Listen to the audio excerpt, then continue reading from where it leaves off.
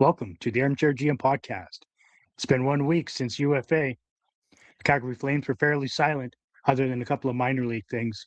A lot of things have happened since, and oh boy, do we have some news coming out of Calgary. So without further ado, let's get into it.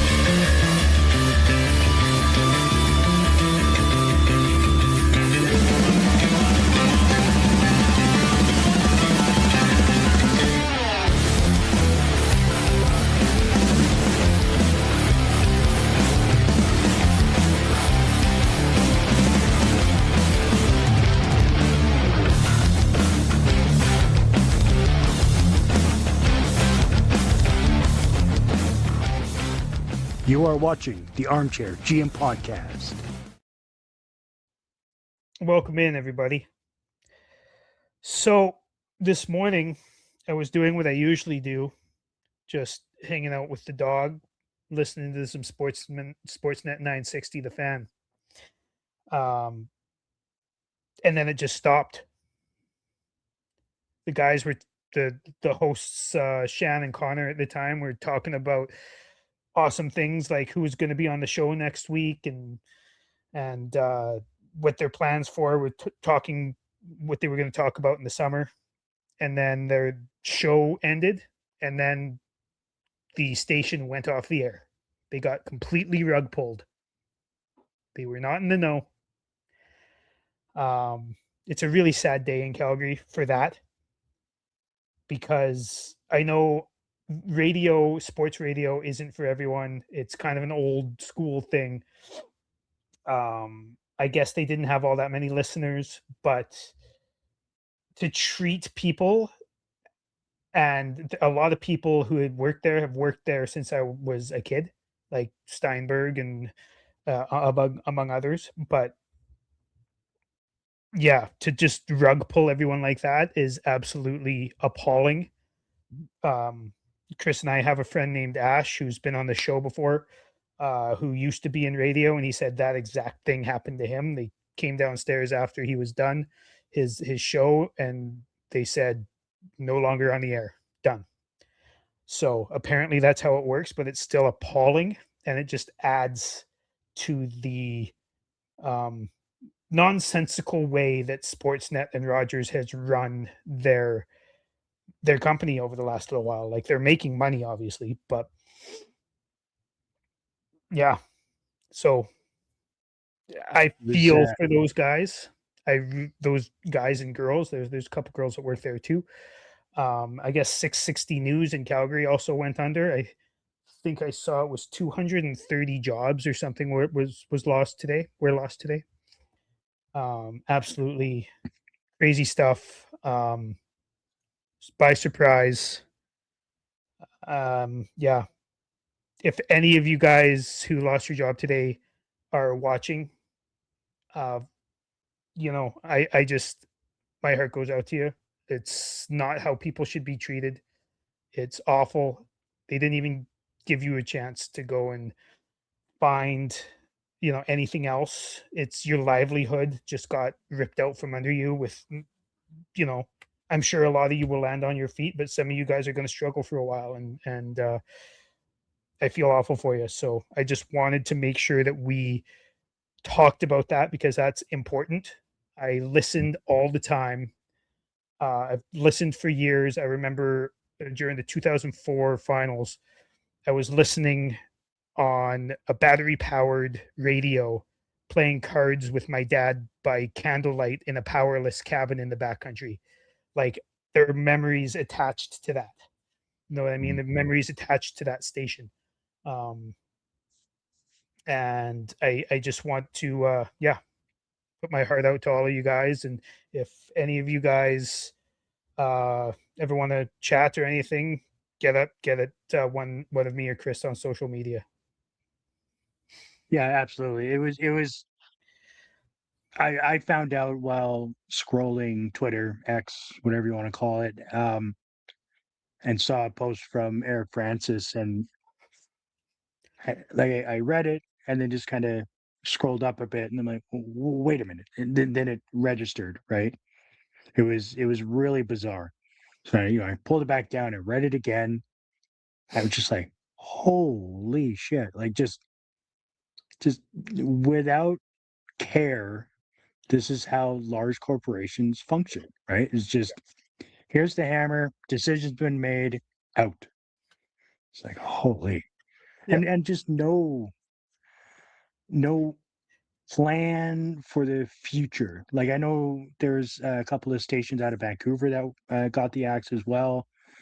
Um, so it wasn't just Calgary. There was a few that got taken down across Canada. But they announced immediately that there was already a solution or a station going to be doing the Calgary or the Vancouver Canucks broadcast games. As it is right now, there's no plan for Calgary Flames on radio, Yeah. is which is horrible. Like there's still a ton of people that tune into games. You know, I work in a place that's incredibly boring to work a lot of the time, overnight a lot of the time, yeah, and I listen while I'm working at to the games quite often. Um, I'm alone by myself outside for a long time at night, often, a Saturday night right around game time, and I listen to the game mhm, every time that I'm at work by myself, and it's on because I can't watch it while I'm there, right?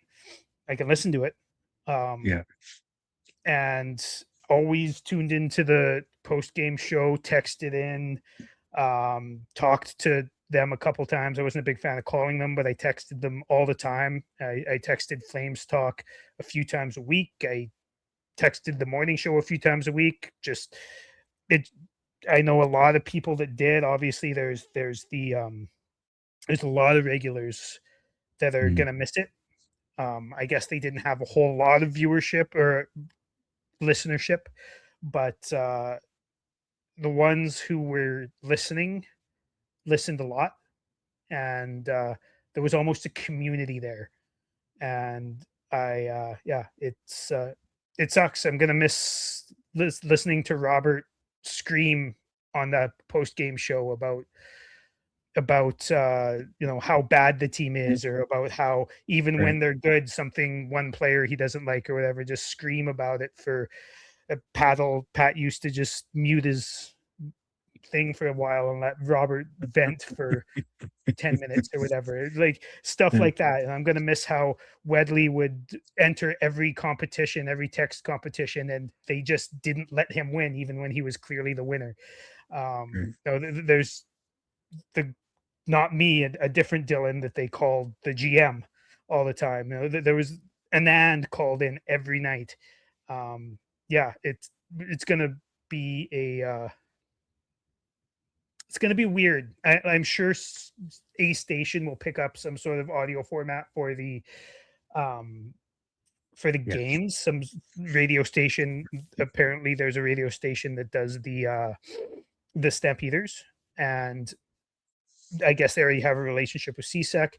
Now, whether Rogers will let them buy the rights or not is a different story. But there might be something on the horizon. But as of now, there's nothing. And when it comes to text in post game stuff or afternoon shows or morning shows or stuff, that's probably just done, which is really too bad.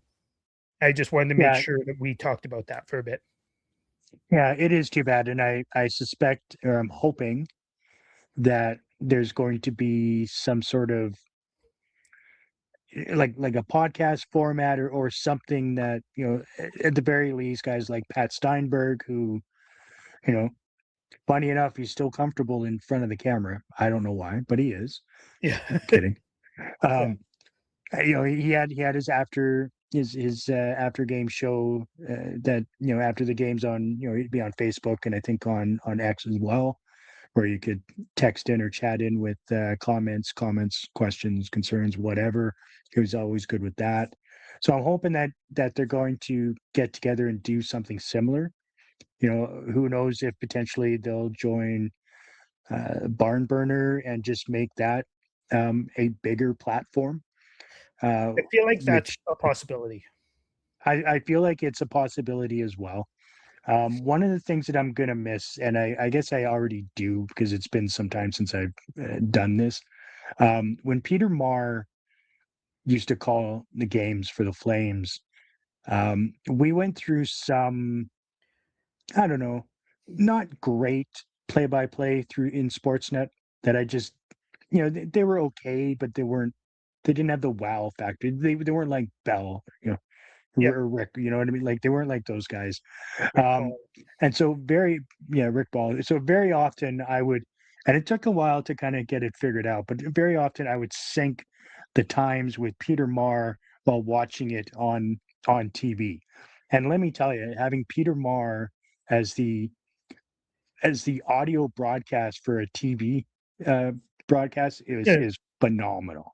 yeah. Like Oh, it for just sure. adds that much more to it because I mean, obviously you feel or felt his excitement and being able to witness why it was actually really cool. I used to do that quite a bit. I remember my wife used to make fun of me. She Yeah, said, you got all this audio stuff when you're listening to, I've got like, $10,000-$20,000 worth of audio in this room, and I would be listening to AM radio. yeah, and I did the same a couple times when it was Millen, rest in peace. Seems like a great guy, but was pretty boring most nights. And Kelly, because I can't stand Kelly.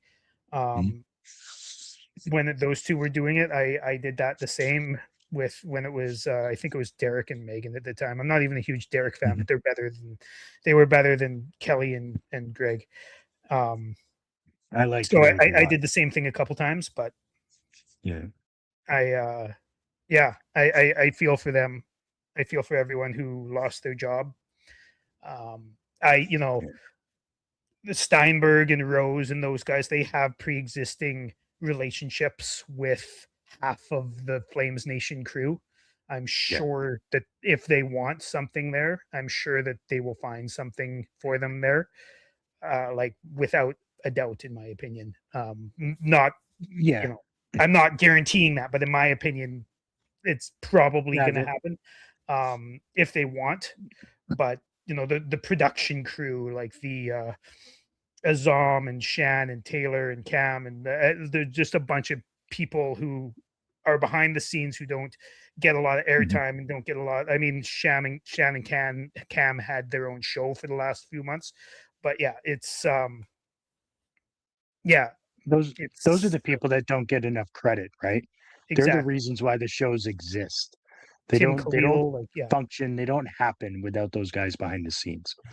And exactly, us doing our little, our little stream on YouTube is fun, but like, I'm doing the clicking of the intro video, stuff as we go along, but to have somebody with that's their job where they make sure the timing is right, make sure the audio is right, make sure, just make sure everything is seamless and smooth and connecting to functions guests and on the phone and yeah, stuff like yeah. that. Because Yeah, I mean, I remember the first time I called into into the fan. I mean, I can't even remember how many years ago. It was a long, long time ago. And just, because you don't really realize, okay, they put you on hold, and then they're like, okay, you're two away or one away, so you're probably going to be 3-4 minutes. But they do that so as that you're prepared. And so when Pat goes, all right, next on the line we have Chris, and they go, boom, and away you go, and it's like that. And then that doesn't happen without those key guys in the background. And they're not the ones that you hear. They're not the ones that you see on broadcasts, on TV, but those are the guys that make it happen. yeah, And and they never I've get the had credit they deserve. with Azam Ali Nanji, the guy Mm. who's been doing it for the last few years. I've had like straight up conversations with him about the Flames while Yeah. while waiting. I can't say I know him very well or anything like that, Right. but you know, yeah, you remember stuff like that sometimes. And anyways, Mhm. Yeah. big It's loss for the unfortunate. city. I hope everybody lands on their feet. Wanted to make sure that we said something about it because it fucking sucks.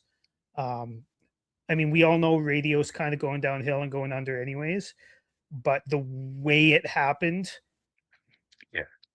and like having listened to Shannon Connor talk about their guests next week or muse about who they wanted to have on, If they were talking about fun people they'd had on in the past and that they wanted to have Devin Cooley on again because he was so fun and stuff like Yeah. this. Like, well, they were expecting that they were going to do that like 10 minutes before it just went off the air.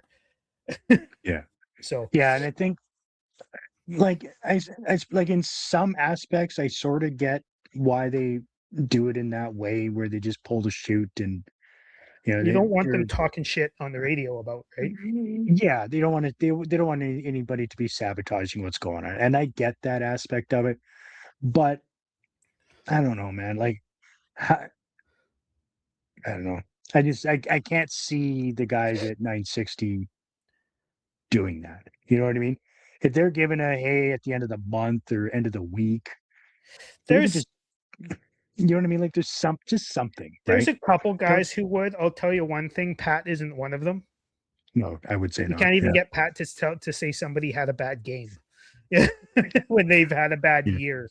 You know what I mean? Yeah. Like Yeah. Yeah. I mean, he's a company guy, right? he's a company guy and He, he's a nice guy and he's also, you know, yeah. they've been very loyal to him and he's been very, very loyal to them for a while. So he wouldn't, Rose probably wouldn't, but like, you know, there's probably a couple people who would have. Yeah, Excuse me. that's fair. That's Well, fair.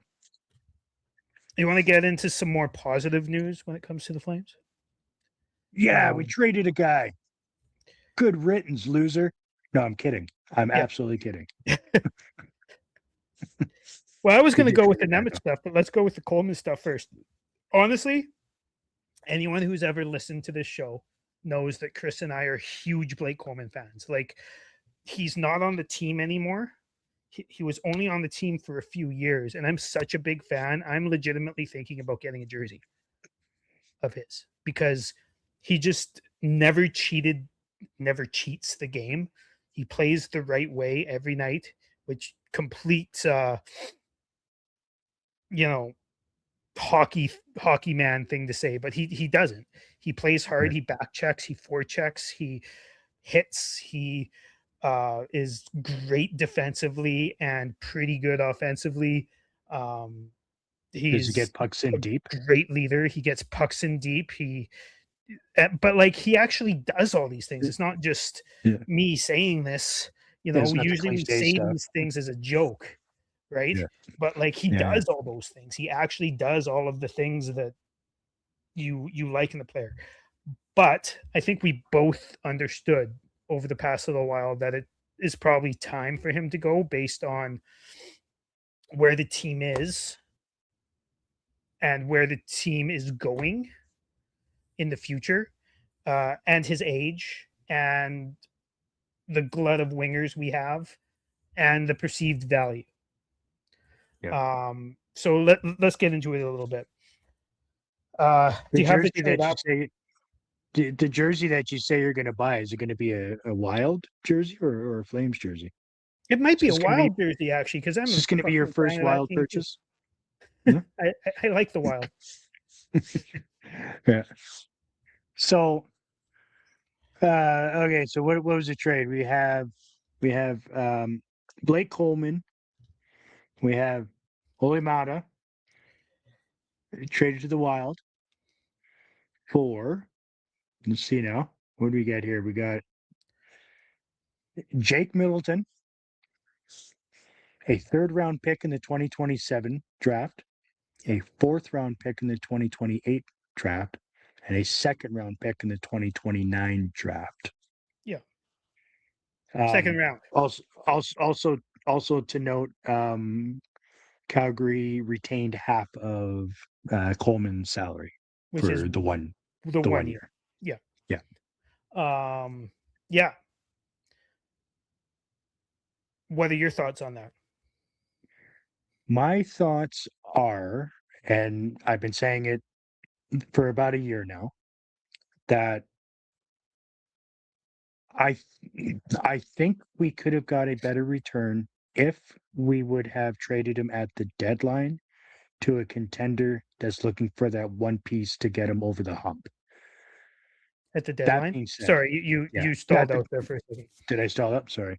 Yeah. Yeah, I've always maintained that you would get more for Blake Coleman at the deadline Yeah. because of the type of player that he is, what he brings to a contending team. But that being said, I understand the rationale behind trading him now. And some of those rationale are there's no um, you don't have to put Coleman through a season of wondering who, what, when, and why. Can I stop you Right? there? Yeah. So Coleman said at the deadline, he's like, trade me or extend me. Mhm. He basically said he didn't want to start next season without thinking that he might be traded. He said Right. either extend me or trade me. And Right. that's one of the reasons I thought he wasn't going to get traded, is because he had mentioned, and Craig had mentioned quite a few times, that Coleman didn't want to be fucked around with, right? And I think he had deserved to be granted that. Yeah, he's a veteran. Um, he- you know, his off ice persona, I think, would grant him that alone, let alone what he brought the franchise on the ice. Yeah. That's my like he the true professional Did you hear in him bitch all about aspects. anything one time? He bitched about himself one time in an interview because he had a bad game. He took ownership of fucking Oh up. man, You know? I And I mean, hate that's that weird. I mean, guy. that's weird, right? With Yeah, professional athletes, let's be honest. Yeah. He yeah. probably got himself into trouble for that one. Probably got a What league are you fine if talking he about? You were the best guy on can't the ice. you can't be negative. Don't be negative. Yeah, but Just got to say it. Here's your lines. Pucks in deep. I'm yeah. kidding. And I just want to reiterate, he didn't ask for a trade. When I say he said I want to be traded or extended, I don't mean he was asking out. He would have been fine with staying. He just Yeah. wanted certainty. He wanted uh there's a word I'm looking for, but yeah, basically certainty of where he was going to play for the season. Yeah. That being said, would you have felt comfortable with a 1 or 2 year extension? Absolutely. With one or Yeah. two, given that we had traded like a Farabee instead, or Right. Yeah. Yeah. Sharangovich or Zeri or somebody instead. Mhm. Coleman's gone and there's still a glut of wingers. So if Coleman had signed an extension and nobody else was traded, that would be a problem. But It'd be a Coleman's huge problem. gone and nobody else is traded, and there's still a problem. So Yeah, I was gonna say I feel like they're at the very least one more forward away from being proper going into next year. yeah, I'm still kind of blown away that Zari is still a Flame. I am too, and I'm not really sold that he's. I thought he was getting traded before, but I might Mhm. be changing my mind on that. I mean, I mean, honestly, it's likely a scenario where he's being overvalued or valued at a certain level from the organization, and they're not receiving that kind of interest in him. Is what I'm thinking. Just based on performance in the last 2 years, based on injury history and, things like that. Plus, I mean, let's be honest, Huska's not doing him any favors in the trade market when he keeps getting stapled to the fourth and third lines, Yes, right? he's not doing himself any favors, but Husk is also not doing him any favors. When he does Yeah. play well, he's not treated like he just played well. Yeah. Um, right? Yeah. Like, I'm sure they're like the Spider-Man meme, right? yeah, they're Yeah, pointing they're at each both other all the time. Like, it's your fault. No, yeah, it's your they're fault. both yeah. And They neither of both them turn are against each willing other. to do the right thing.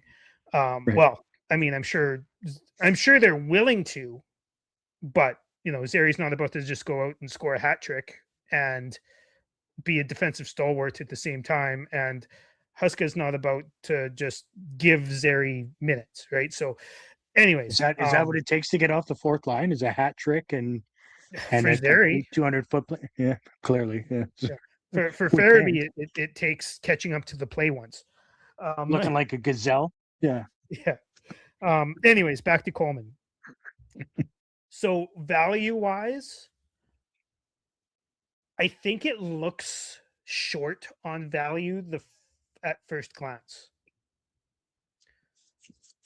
But and I said this a couple years ago when Markstrom got traded. A part of the value of this trade is the spot it opens up.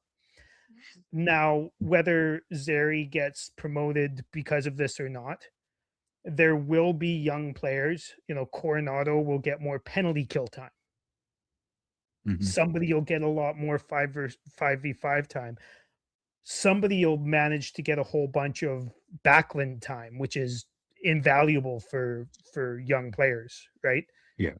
Um, Yeah. so that's part of the value.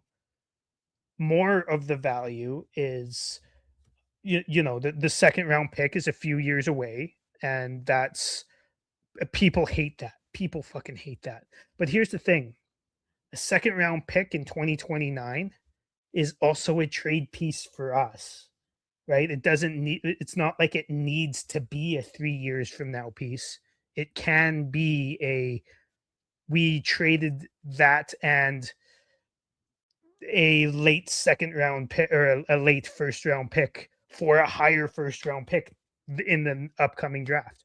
Or it could Right. be a piece to add to a player to get a really, really good center prospect. Who knows, right? It's just another. You can't always view every asset as exactly what it says it is on that piece of paper or on the cap friendly is not a thing anymore. Cap wages or whatever Puckpedia sheet. It's not always what it looks like on there. Those assets can obviously be used to move for other assets. So, Yeah. and that Exactly. second round pick in 2029 might make our second round pick next year more expendable or something, right? Like, Yeah. I don't believe for a second that we're closing the book on the Blake Coleman trade, as of a couple of days ago. I mhm, think there are more things to follow. Obviously, I don't think Jake Middleton's gonna retire as a Flame. I don't yeah, believe that, the three picks that came back are gonna be essentially drafted by the Flames. I don't necessarily think that's the case. That being said, at least for the second round pick, that just added another. So that means that for the next three drafts, we have 2 second round picks, right? Next year we have Colorado's, year after we have Vegas's, and then 2029 we have Minnesota's. yeah, So, I mean, as far as making sure that we're stocking the cupboard in the future, it's a mhm, great move, right? I mean, as you know, like, you can't just draft the entire team in 1 year. yeah, You have to do it, in stages. and trades, do I trades as well, right? Yeah, yeah. I I think I would rather have seen a prospect come back opposed to Middleton, and they could have kept one of those third or fourth round picks. Yeah. But So that's me. I think Middleton was mostly a cap dump for them. They were Sure. getting Mata, right? They got Mata Mhm. and we got Middleton, both left shot D, which is both veterans. Middleton has more time left on his contract, Yeah. and I feel like he's going to be a flippable asset in the next couple years. Um, but Not a great flippable asset, in no, my but opinion. that adds to the value of the trade in the future, right? Yeah. And another thing that adds to the value of the trade. Remember how we looked at Uyghur for the first couple years, like attitude wise, vibes wise. Mhm. I'm not huge on we that the Flames need all these vibes like they did back then, because they don't. They have a lot of Mhm. happy players these days. Um, Yeah. but I think it's important to say that Middleton is very much a vibes guy. He gives me early Calgary Flames tenure Uyghur vibes, like not on the ice. He plays a different game than Uyghur on the ice, but just vibes wise, he seems like a great guy. If you ever see any of his interviews, he's fucking hilarious. And He is hilarious. I've got a gentleman that works for me at my company, who is a Wild and Flames fan. yeah, So he wasn't in at the office yesterday, but he was today, and so obviously the first thing he asks me is about this trade, what my thoughts are, and so I gave it to him, and he says before you get upset about Middleton. I understand he's not your points guy. He's not your offensive defenseman, we but you're don't need gonna that. love him. Yeah, No, we don't need that. He said, but you're gonna love him. He's funny as fuck. He's he wears his heart on his sleeve, and he will be a community guy. He'll be the guy that if you're walking down Stephen Avenue and you happen to see him, he will shake your hand and give you 5 minutes of his time. He'll become a fan favorite as far as his attitude goes. And awesome. that's, I mean, Yep. that's what I've seen of him, the little that I've seen of him in the past. Obviously, I've seen some interviews with him, and yeah, he does a great interview. He doesn't shy away from saying certain things. He doesn't shy away from cracking a joke. He Yeah, seems to get along really well with the media as that well. They understand that that part of the that media that's left in Calgary. But anyways, keep going. yeah, yeah. Well, I mean the TV stuff, I guess, Yeah, right? yeah, Um, the so I mean, yeah, like I said, like it is what it is with when it comes to Jake Middleton. It's fine. Um, I just don't. I don't know. Moving out a left hand D for a left hand D, just sure. I guess it makes yeah, you yeah. It you makes know what I mean. it makes it palatable to get him back. Mhm. If we didn't get him back, we were just, or sorry, if we weren't trading Mata, we were just getting him back without trading them Mata, it would Mhm. have seemed really, really, really dumb.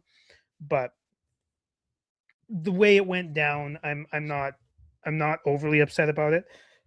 I still believe that we freed up a hole, not enough, but we freed up a hole on the forward corps for another young player to, get some sort of, whether it's Hanzek to get those minutes or Zeri or somebody to get some more minutes.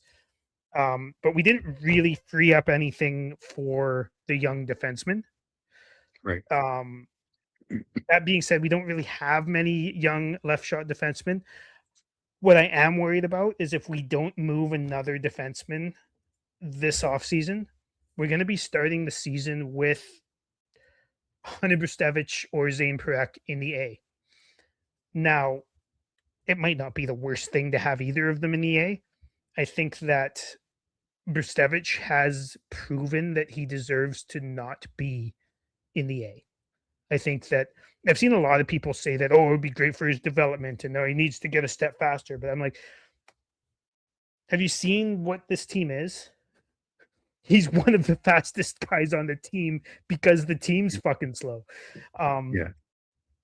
yeah, I would like to see Brustevich not be sent down simply because he's waiver exempt.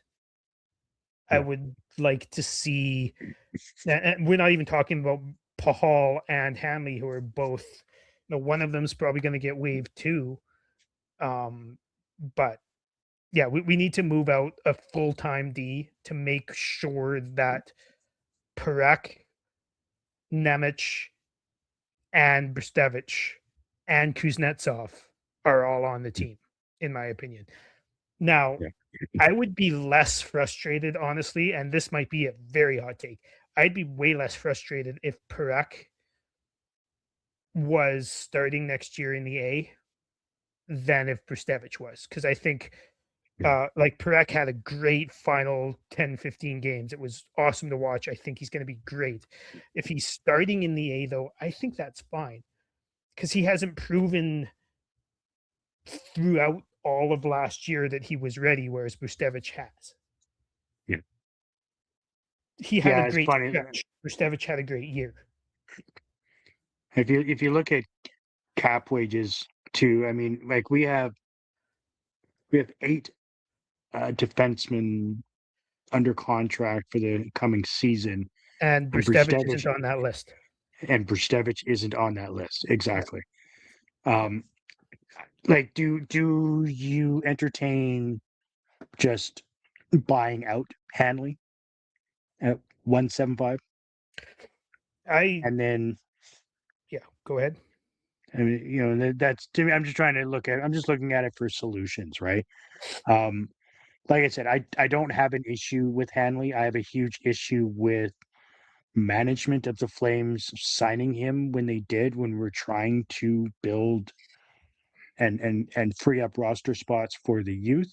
I get that. And that's not me saying that. That was straight out of Conroy's mouth, that he was trying to find ways to give the youth a chance to make the roster, but it's tough to do when you're signing, 37-year-olds.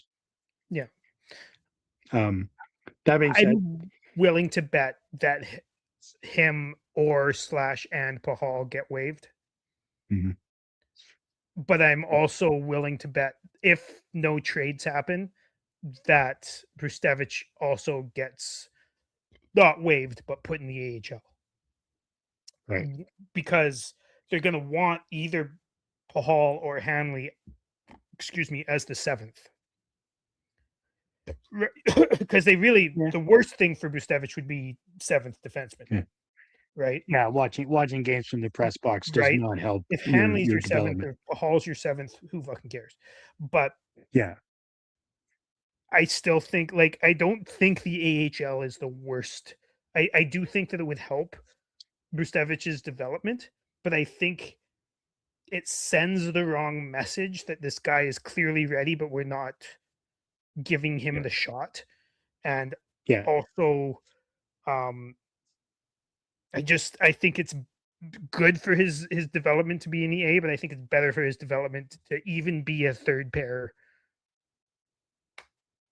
Yeah. NHL guy. I mean he looks, yeah, he looks like he belongs in the NHL, right? 100%. In the eye test for sure. He looks comfortable. He doesn't panic in situations. Um, he's he's a reasonable offensive defenseman, but he also plays defense quite well. Yeah. Like, you know what I mean? Like, And it's not perfect, but he's no, also no, what, 20, 21? yeah, yeah. He's fairly young. He plays at both ends of the ice fairly well. And I truly think that he's going to develop into one of the Calgary Flames' best defenders in 3 years. Yeah, I Three, do three, too, as 4 years. long as they keep him. Right. But yeah, I mean, I just, you look at the roster, and it's like, okay, well, Middleton, aging, White Cloud, aging, Hanley, aging. And by aging, I mean, like, they're all damn near aged, right? Um, I understood the White Cloud. That was for cap space. I do like him a lot as a player, but again, what are we trying to accomplish as a franchise? Especially handedness with White Cloud. That's a problem. Yeah. And I really like him.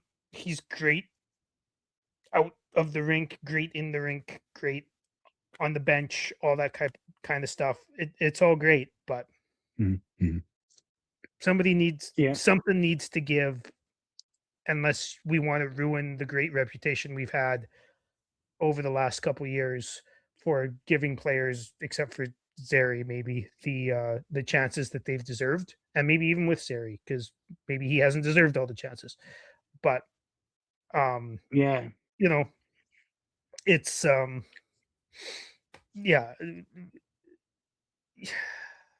you want players to want to play for you, and if young players see oh, you've got a 37-year-old Hanley and you're bringing in Middleton and you're still got White Cloud and like these are movable assets that you're not moving. Yeah.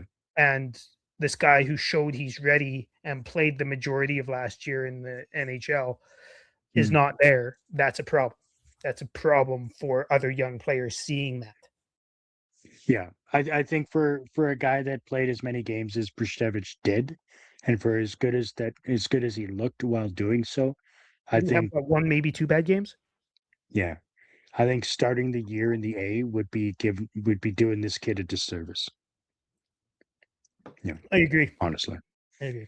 honestly, and the only reason why Perek was on the team for majority of the season, aside from his injury, um, was because he wasn't eligible to go to the A. Yeah.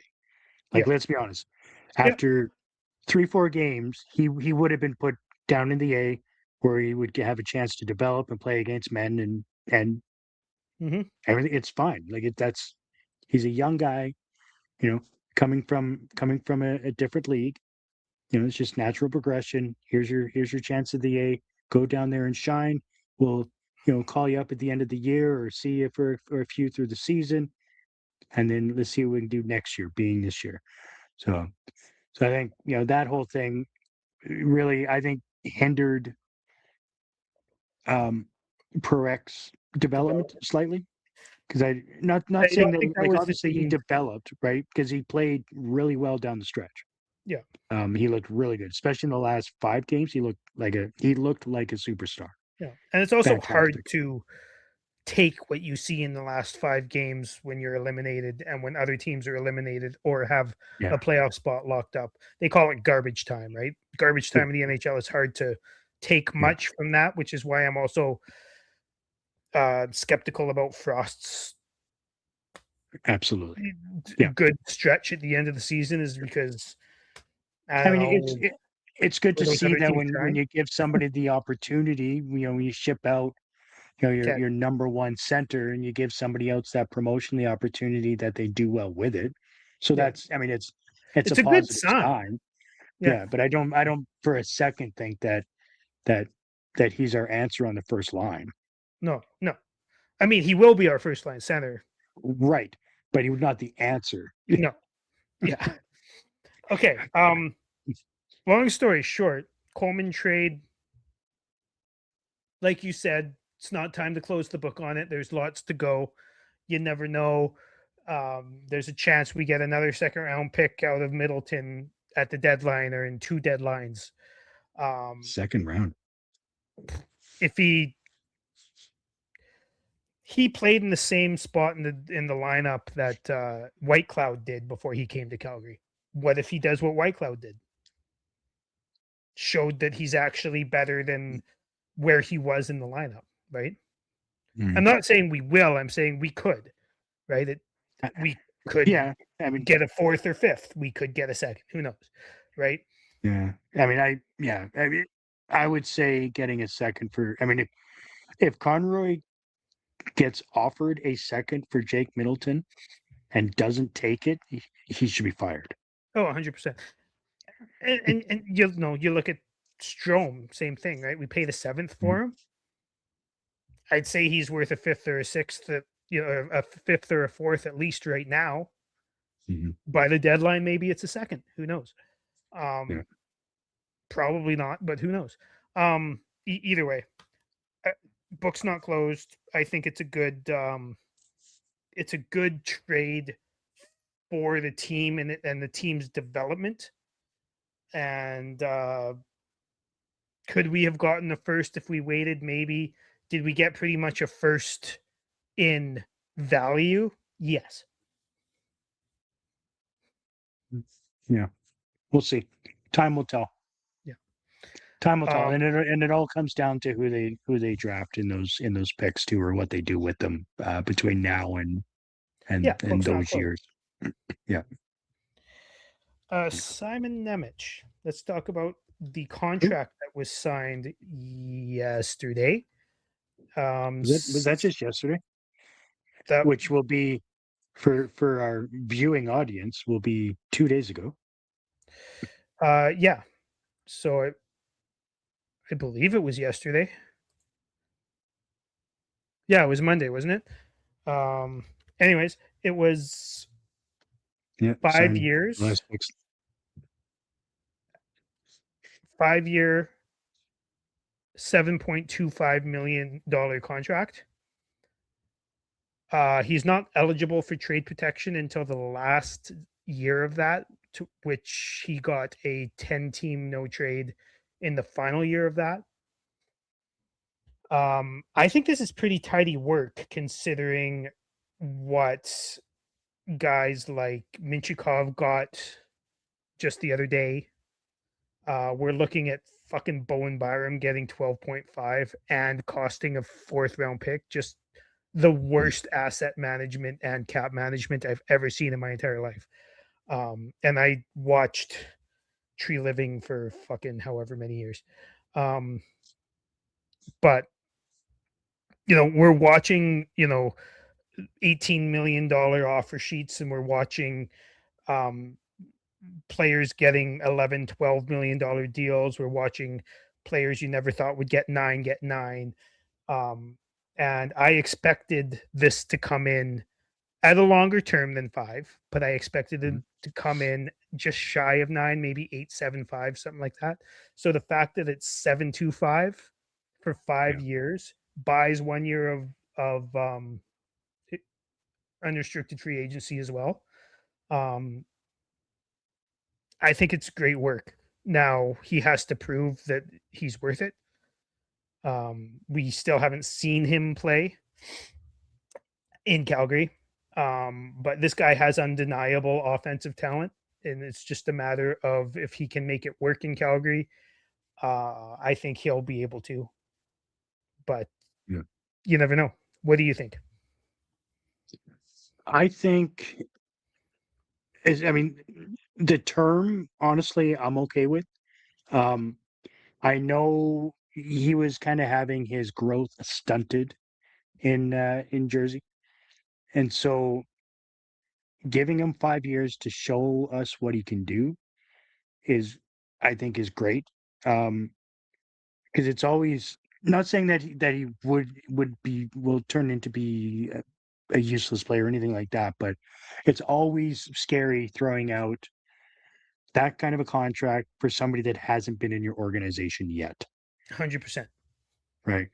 Um, the dollar value is fantastic. I mean, given who he is, where he was drafted, that sort of thing, right? His age, like everything fits this team as far as need goes and as far as where we're headed, right? Mm-hmm. It's unfortunate, yet another right hand shot, but at the moment we're trading them all away anyways, right? So he's going to end up being a guy that we're going to need. So it's fine. Yeah, and they're I'm saying really Parek's happy going to with play it. left anyways. So Is that yeah? That's true. yeah, Yeah.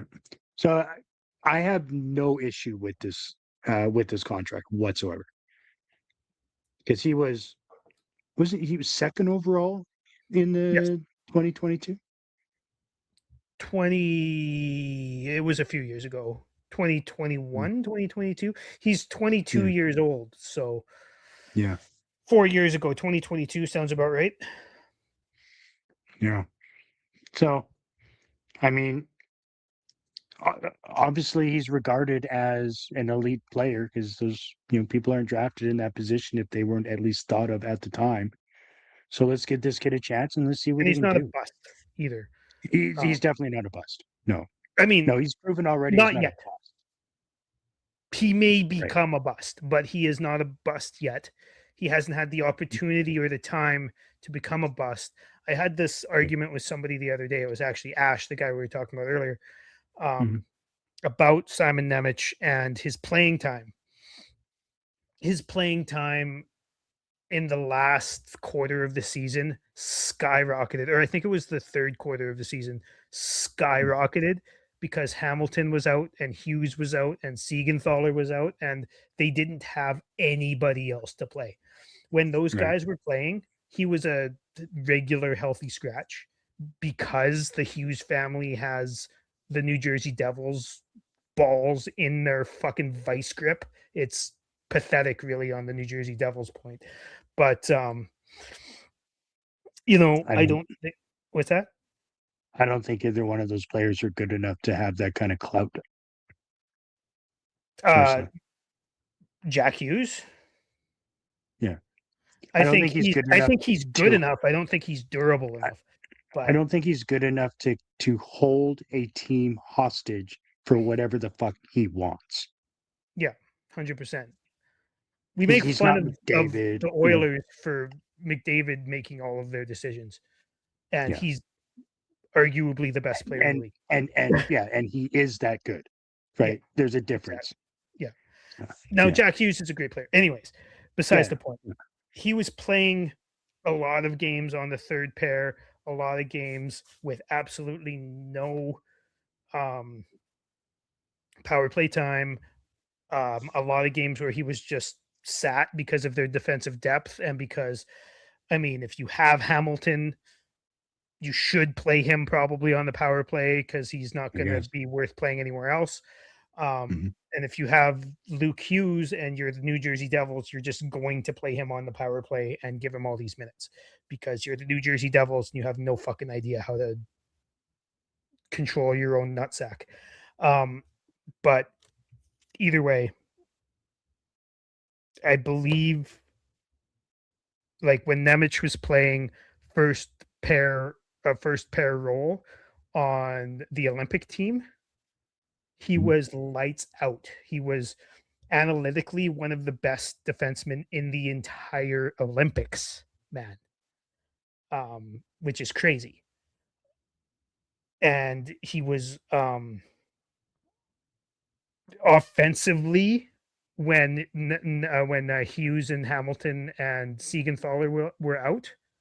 Mhm. He was putting up points offensively. Now his analytics weren't super great, but he was putting up those points, and that's what you want out of him, right? That's why you sign a guy like that or draft a guy like that. You don't specifically think, oh, they're going to be a defensive stalwart and have the best analytics, but if they're putting up points, you're like, yeah, all right, you know. Yeah.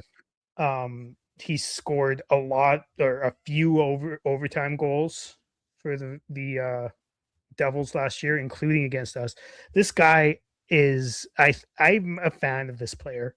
I'd like to see how it translates into the Flames organization because things change and Huska's a different coach and White Cloud's different than Siegenthaler, and like all of these, whoever he's playing with is different than who he was playing with before, and transitioning into a more full time role and not being healthy scratched, hopefully, is different for him, right? Like all of this stuff Yeah. is going to be different for him. So, um, I'm not expecting him to just hop in and be this amazing player instantly. I'm expecting to like his game more and more as the season rolls on. Excuse me. And I'm expecting him to be a big contributor to making this team more exciting. Mhm. That doesn't specifically mean winning, but being more exciting to watch because we've watched the last few years and been like nodding off halfway through the game, There right? was a couple last year that was, yeah, it was a Yeah. struggle to finish the game off. Yeah. I'm I'm actually pretty excited to see what this kid can do. Um, it's not that often that I get excited about young defenders that haven't shown incredible stuff as defensive defenders, but I'm actually kind of excited to see what this kid can do. Mm-hmm. Um, That's I interesting I coming think from you. yeah, I think yeah, I'm willing to give him a shot, like 100%. What he Awesome. does with that shot, we'll see. After 20 games, 30 games, I'm not going to judge him on week one. I mean, I will, but I'm not going to hold him to it. Yeah. Yeah, I'm not even going to we'll hold it see. to him in year one. One thing I really like about the contract too, and it's not even really his choice or the team's choice, but we have 4 years of complete control. Meaning, if it's not working out in Calgary, if Parekh becomes this absolute fucking superstar and there's no need for Nemitz, I think you pronounce it ITZ, but it's Nemec, whatever. I mean, you might pronounce it that, but I'm not gonna. I think that's how you're supposed to pronounce it. I could be wrong, but anyways, if there becomes, if Muse comes up and becomes a good player, if Brstevich is still on a team and Parekh becomes a superstar, there's not going to be a need for Nemec, right? Mhm. Now, I'm not predicting any of this stuff, but what I am saying is, should there become a point where we don't need him, or he doesn't work out, or he doesn't fit the team, or whatever, we have 4 years to figure that out and then move him to whoever. And then in the 5th year, we have 22 plus teams to trade him to if we want, right? Yeah. So it's not like this contract doesn't hold us by the balls at all. And I think he's going to be good. I'm not saying any of that stuff's going to happen, but it's just another good thing about this deal that makes it even better, in my opinion, is that if it's not working out, who fucking cares?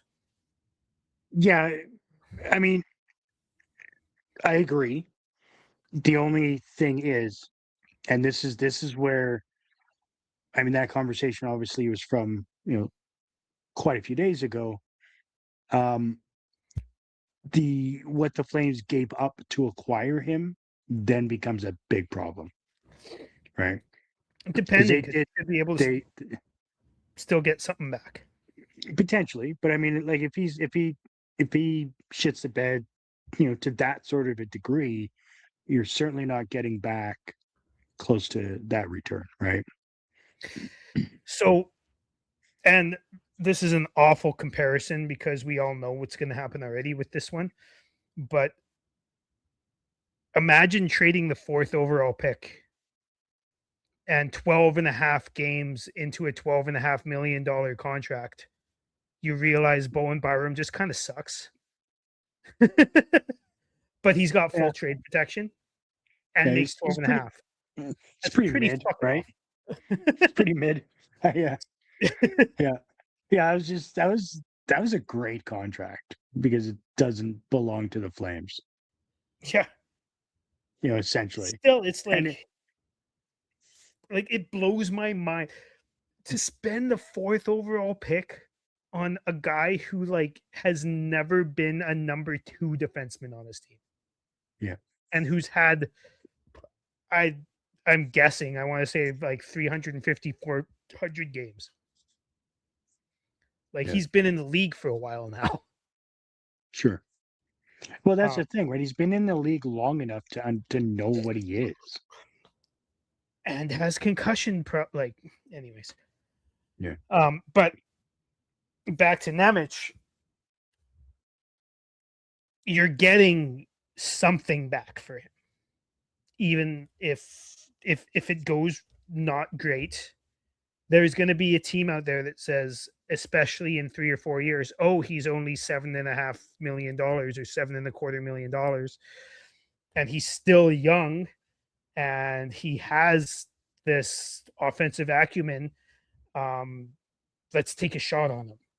Now, are we mhm, going to get 2 firsts and a prospect back? Probably not, but we'll probably be able to get a late first back, projecting, but probably be able to get something back. yeah, What it is, we'll see if that happens, but my projection is that Nemec and Parekh are our top top 2 pairing right-handed D for the next however long. Probably for Nemec at least 5 years. For Parekh, I want to say a dozen at yeah, least. yeah. What are what are the conditions on the 2 first-round picks for him? Do you know? The conditions are conditions that already um they already existed when they were our picks, because both both Vegas and Colorado had traded us top 10 protected picks. So they're both top 10 protected, I believe. One of them might be top 5 protected, but they were already protected when they were our picks.